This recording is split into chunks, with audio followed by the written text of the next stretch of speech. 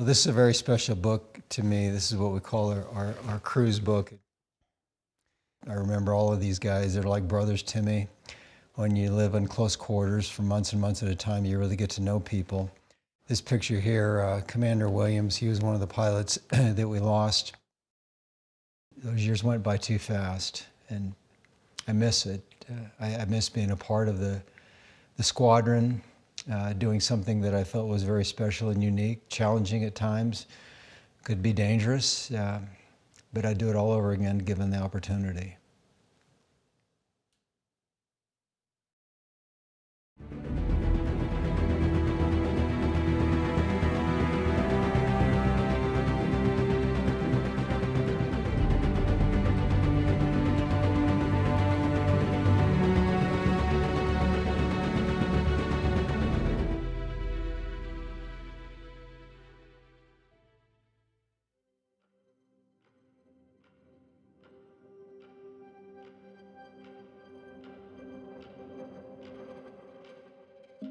From my earliest years, I always felt that I would go in the military. It was always important to me that I did something that mattered and gave me a sense of purpose.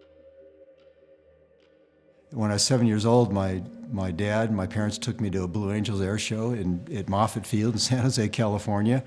Boy, that grabbed me. I thought, that is it. I'm going to be a Navy pilot.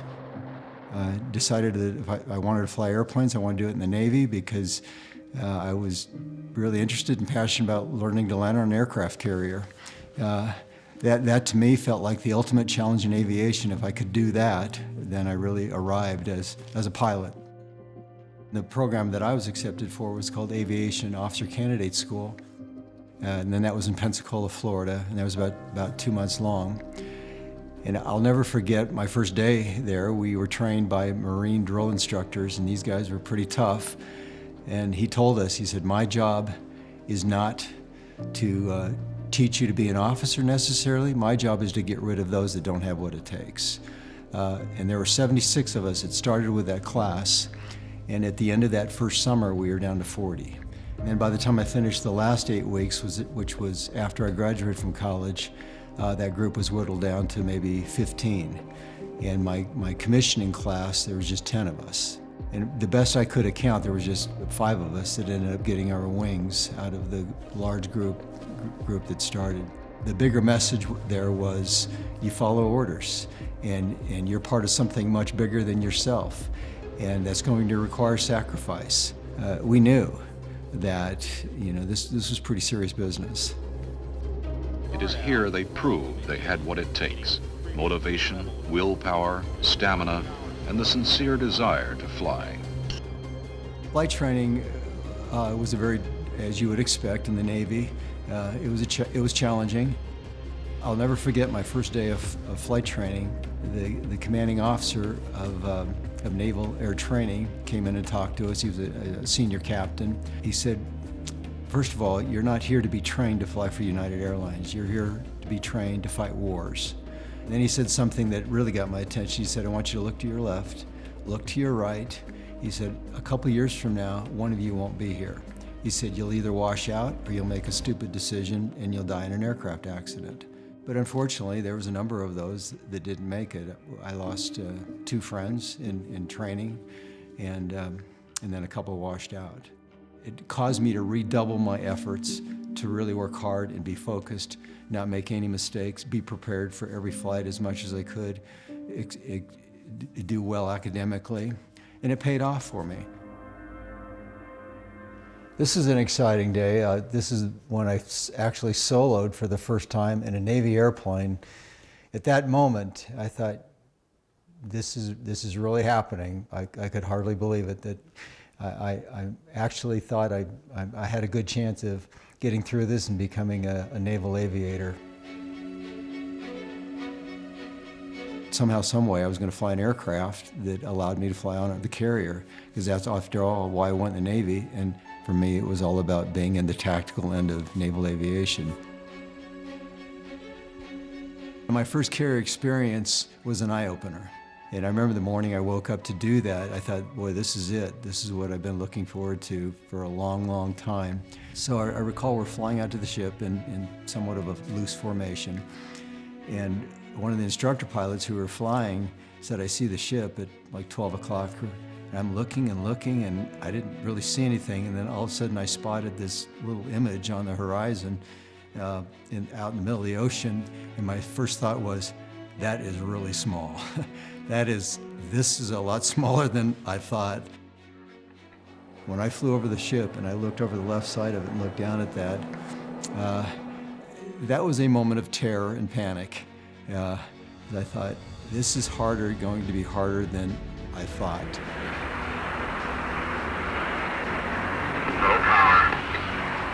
So the first pass, I was a little rough. I was overcorrecting, and I was anxious about doing everything right and thinking about this and going through the checklist. But the one thing that I missed was locking my harness. So we landed, and I engaged a wire. It was successful, and I came to a full stop. But as soon as I engaged that wire, it instantly threw me forward. Yeah, because my harness was obviously not stopping me as it should. So I kind of had an interesting encounter with the instrument dash on the aircraft, and the guys on the flight deck saw that and laughed and thought that was pretty funny. And all the landings I had after that, and I had well over 100, every time I got to that point in the checklist, I just kind of laughed at myself about that, and it never happened again.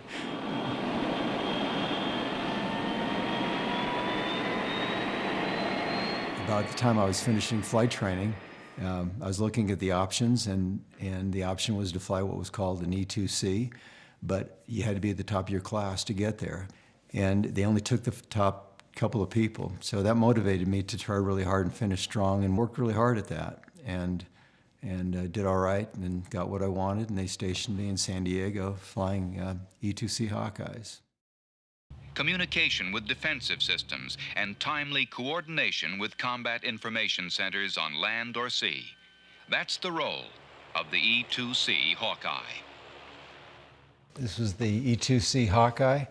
It was a fun airplane to fly. It's a unique looking airplane, particularly distinguished by this dome, what we call the radar dome, and that's really what gave us the electronic capability to see over the horizon and identify early and potential threats both to the strike group, the aircraft strike group, as well as the carrier task force. So there's 2 aircraft in front of this, and I was the 4th airplane. I was actually flying this one right here.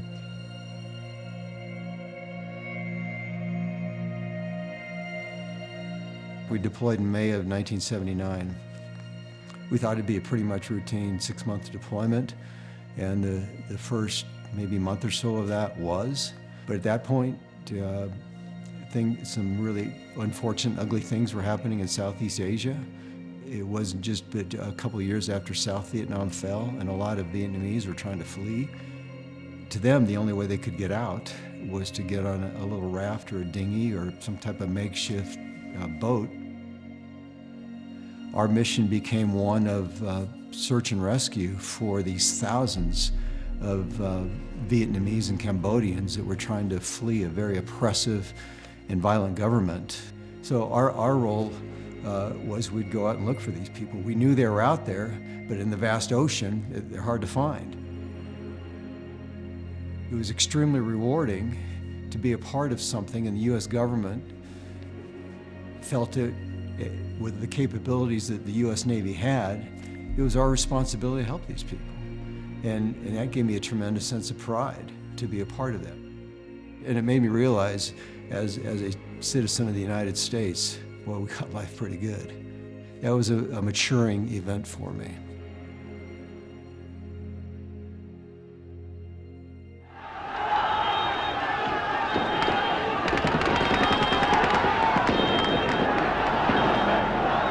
The U.S. Embassy in Tehran has been invaded and occupied by Iranian students. The Americans inside have been taken prisoner. It was in early November, late October of 1979, and there was a revolution underway in Iran led by the Ayatollah Khomeini. And there was so much of a backlash against how the Shah ruled the country that really fueled this sense of anger towards the United States. They seized our embassy. They basically overran it, the Marines and the embassy staff. This night in Washington, officials will continue their search for some way to negotiate the hostages' freedom. That search was not successful today. And our mission immediately changed. We went from what was a routine deployment, a search and rescue operation, to now we're getting ready to go to war.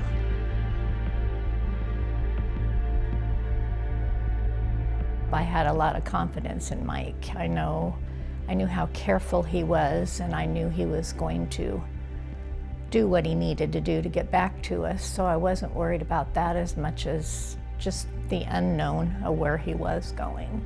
When Walter Cronkite said that President Carter was sending the Kitty Hawk to Iran, that changed everything. I remember the captain, and he said, as you all know, our embassy has fallen, and they've taken our embassy staff as hostages, and they're threatening to execute all of them, and we're going to go rescue them. He said, this will be a dangerous mission. It'll be complicated. He said, the reality is some of our young pilots aren't coming home with us.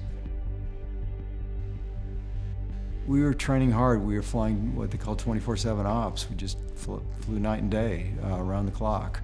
We would prepare for one possible scenario, and then that began to change, and we'd have to do things differently. So that added some stress. We were typically fatigued. I remember being very tired many times launching in the middle of the night, but you just get through it and you work through it. But I think maybe as a result of that, we had another accident or two where we lost some pilots and air crew and some very experienced pilots. I think of one situation in particular. I knew the pilot.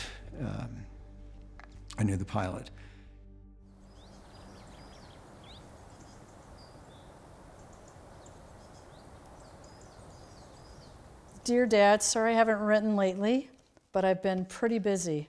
Hope you're doing okay. We're all fine here. It says, oh, by the way, we saw the Kitty Hawk on TV. Some story on the refugees. Love you lots, Dad. Right back soon. P.S. Please don't work so hard. P.P.S. Have a really great day. This letter was about a month, maybe a month and a half before we heard the news that his plane had gone down.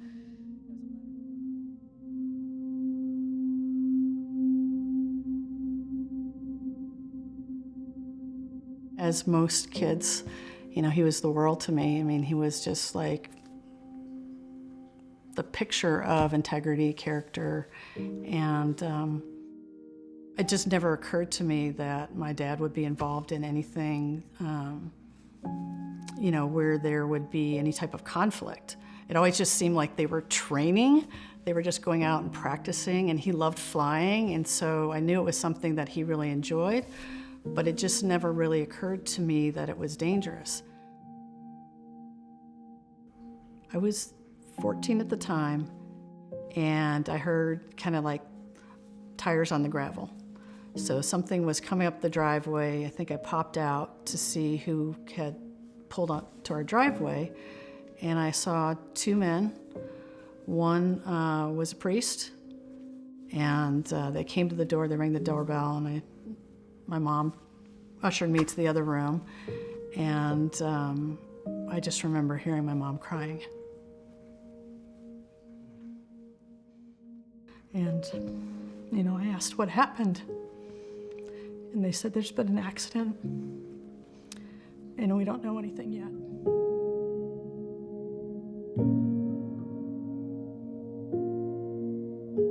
His name is Commander Roderick. Very experienced pilot, lots of flight time on and off the ship, a lot of aircraft or carrier landings. And he was flying at 500 feet, about 250 knots roughly, and he just disappeared. And nobody knows what happened to him.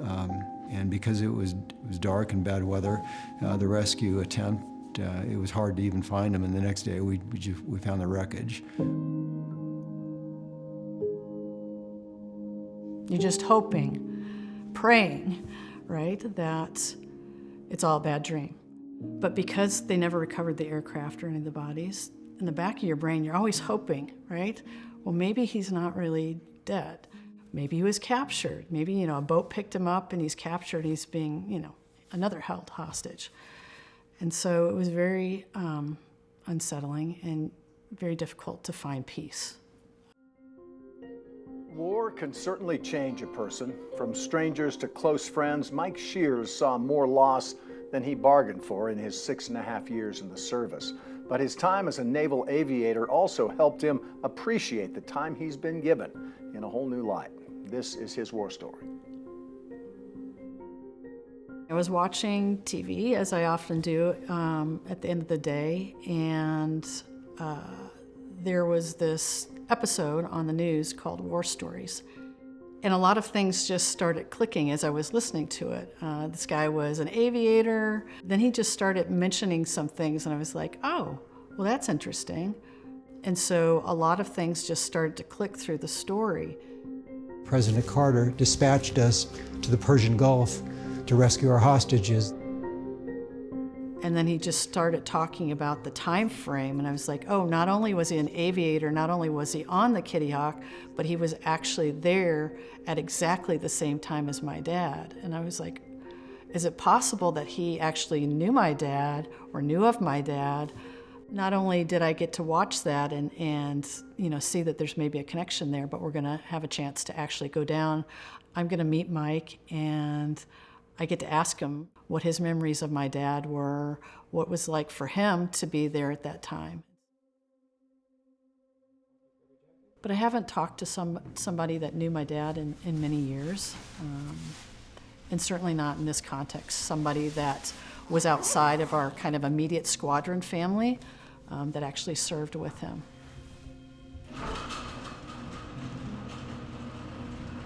But it's always interesting to hear how somebody that knew them in real life, what was their interaction with them.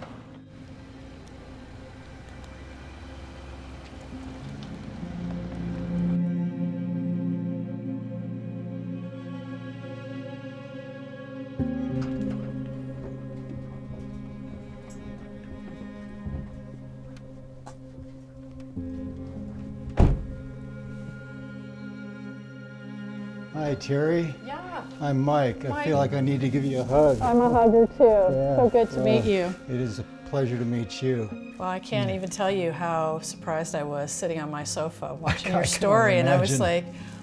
like, wait a second, This sounds really familiar. Could it be? And then I heard the rest of it, and I was like, wow.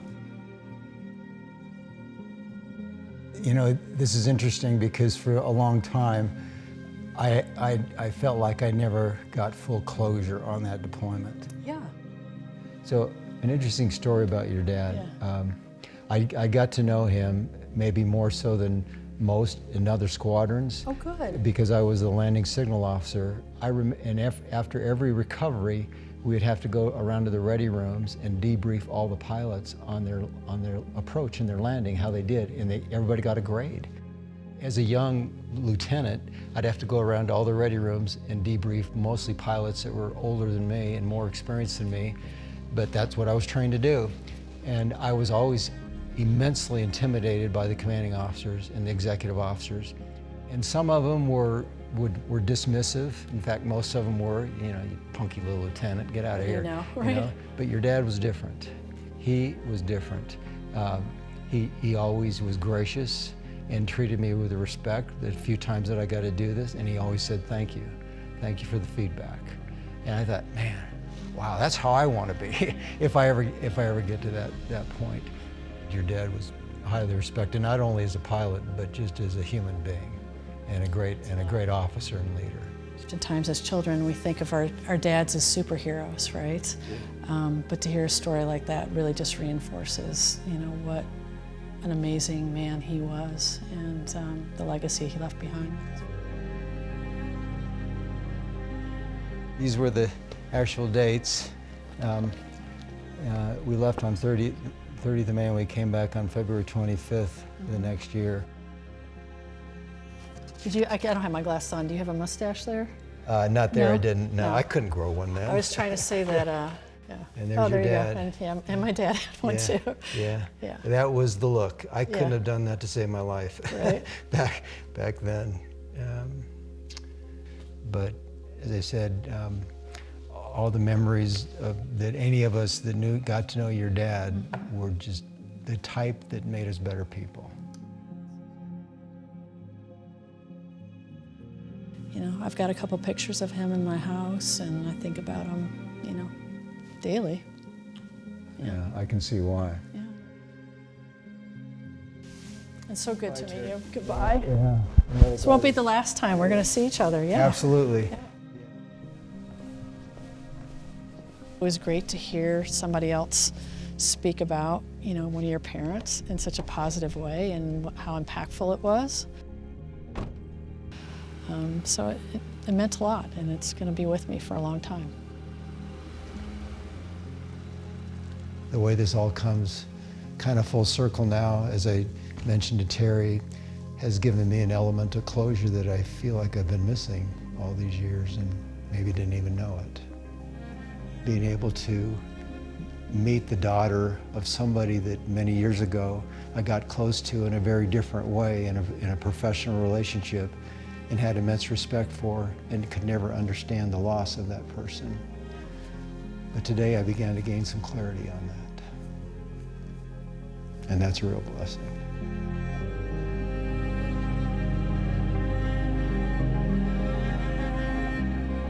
He probably left a 22-year-old kid and came back a 23-year-old, 24-year-old man who'd probably seen a lot of things that most of us can't even fathom. The stories that he shared with me were often through tears, but through the years and just maturing myself, I can see where seeing things that people shouldn't have to see changes them a lot.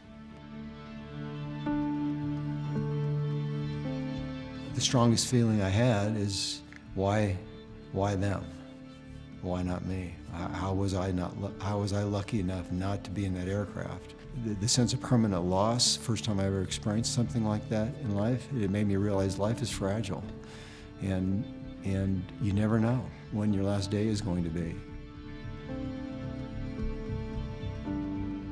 So that whole experience in the Persian Gulf was interesting. We sat out there for several months, and then we never got to do it. And that was a hard day. We all wanted to go home, but more than that, we wanted to do this. We wanted to get this over with. We wanted to go save our fellow Americans. We were told we'd be relieved by another carrier task force. It was the Nimitz task force, and we were going home.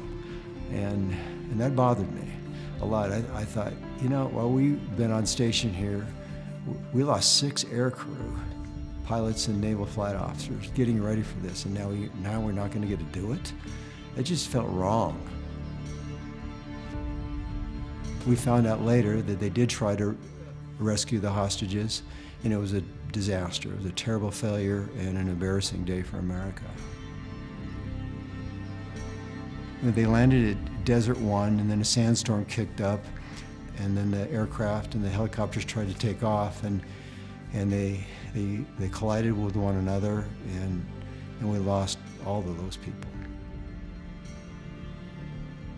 But I do believe, had we gone in and executed the mission as it was designed at that point, we trained for, we could have got them out in early November.